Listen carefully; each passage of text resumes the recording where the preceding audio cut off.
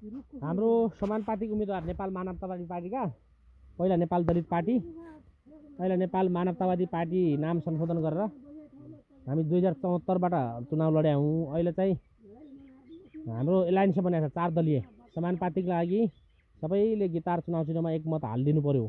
अब आफू डाडु पढ्ने हाम्रो हात नआएछन् अर्का हात डाडु पढ्ने छन् उनके आइदिनु हाम्रो मान्छेहरूलाई उन आफ्नैलाई दिने हुन्। त्यही भएर जसो यो घर बनाउनु तसो हामीले अगाडि एक पार्टी आफ्नै बनाइन आएको छौँ। पार्टी जम्मै भएन अरू कि हामीलाई खालि भनेर भोट बैंकै बनाइदियो। भोट लगेको को जाने माथि हुनु उनीहरूले हामीलाई अधिकार दिने हुन्। त्यही भएर समस्या छ। अहिले नेपाल मानवतावादी पार्टी र संयुक्त नागरिक पार्टी यथार्थ पार्टी सामाजिक के अरे यो बहुजन शक्ति पार्टी 4 पार्टीको एलायन्स बनेर उहाँलाई चाहिँ हाम्रो सुदूरपश्चिमबाट नेपाल मानवतावादी पार्टीका समानुपातिक उम्मेदवार हुन्। नेपाली सहयोग गर्नु पर्यो त मुनले आफू आफन्तले कति छन् आफ्ना घरको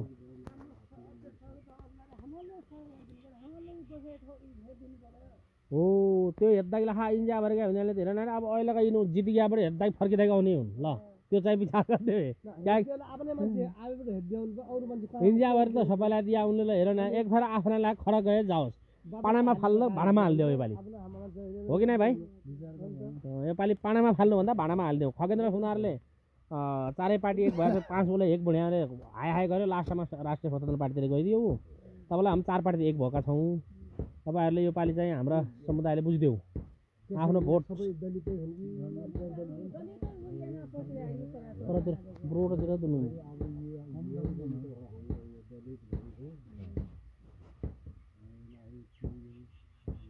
को छ यहाँ हाम्रा अलि जान्ने सुन्ने वालो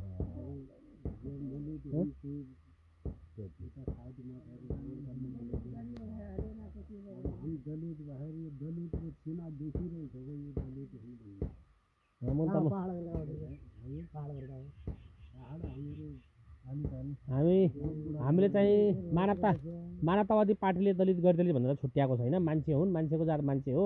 मान्छेलाई बेली कामका आधारमा जात राखेर विभाजन गरेको हो। मानव समाज निर्माण गरौँ भने हामी लागेका छौँ। हामीले चाहिँ विभेद गर्नुहुन्न। मान्छे जन्मिँदा कुनै जात धर्म ल्याएको होइन। मान्छे जन्मिँदाखेरि केवल मान्छे जन्मिया मान्छेको जात मान्छे हो लिङ्ग फरक हो पुरुष लिङ्ग स्त्रीलिङ्ग त्यसको लिङ्ग पनि देखाएको छ भने यथार्थलाई चाहिँ यिनीहरूले झुक्क्याएर हामीलाई विभाजन हामीलाई जनचेतना भएन विभाजन गराइदियो लडाइदियो फुटाउरो राज गर भन्ने नीति चालु भएको। त्यो भएर अब यसका लागि हामी राजनीतिक दलले यो समस्या हल गर्नुपर्छ भनेर मानवतावाद समाज निर्माण गर्न नेपाल मानवतावादी पार्टी खुलेको हो।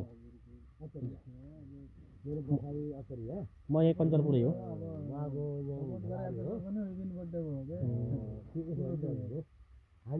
अब हाम्रो मेरो नाम बाजी कामी हो म पनि कामी हो। राजनीति गरिरहेको छौँ। हाम्रा आफ्ना समुदायको चिया मर्गा सबै अहिलेसम्म जो हामीले लडेका छौँ। तर एउटा पीडा के छ भने हाम्रो मान्छे माथि पुग्दैन। माथि पुगेन भने यहाँ तलै कराएर काम छैन। त्यहाँ पुग्नु पर्ने रहेछ त्यहाँ पुग्न सकिएन र योपालि हामीले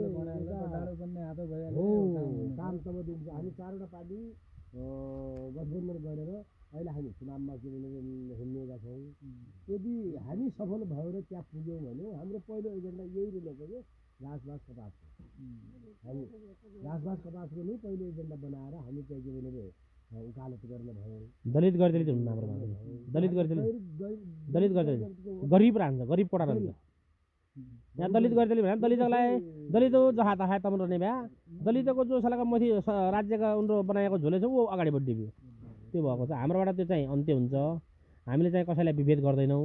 अनि राजनीतिक दलले एमाले जित्यो काङ्ग्रेसलाई विभेद गर्दै माओवादीलाई विभेद गर्दै त्यो विभेदीकरण हट्छ मानवतावाद सिद्धान्तभित्र भनेर मानवतावाद सिद्धान्त बोकेर आएको हो।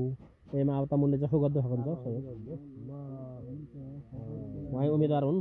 नाति नभए पनि यदि हामी सफल भयो भने भोलि नातिको पनि पहल गर्नेतिर लाग्यो कि अहिले यो गरौँला भन्नु बेकार हो। अहिले आश्वासन दिने बेकार छ। त्यहाँ पुग्यो भने हामीले आफ्नो वर्ग आफ्नो समुदाय र पिछडा वर्गबाट हामी गयो भने पिछडा वर्गले पहिले आवाज उठाउनु पर्यो। यो भएको हुनाले यहाँ कछौँ हामी के छौँ हजुरहरूले सबैले प्रत्यक्ष कुनै पार्टीमा होला यस्ता हजुर पनि कसै पार्टीमा होला त्यो आबद्ध भएर तर समानुपातिक भोट गिटारमा हालिदिनु होला। आफू आफन्त नाता गोतानालाई भोलिपट्टि यो भोट यो जानु भनेको हामीले भोलि हाम्रो अधिकार पाउनु होइन हाम्रो अधिकार सुनिश्चित गर्दा आफ्नो मतको सदुपयोग गरौँ। यो समय मेन समय यही हो। ल ठिक छ, धन्यवाद। ल हुन्छ